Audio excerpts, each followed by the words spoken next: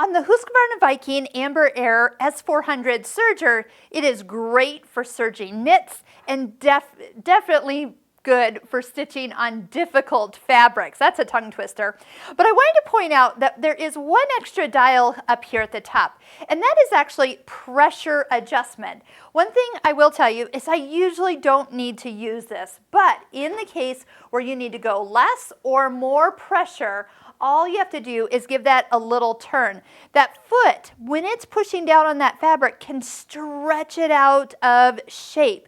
And if you are not getting the results that you're looking for by changing the differential feed, this outside knob, then you can go to the pressure adjustment. When that presser foot is coming down, it can be gentle or it could be heavier.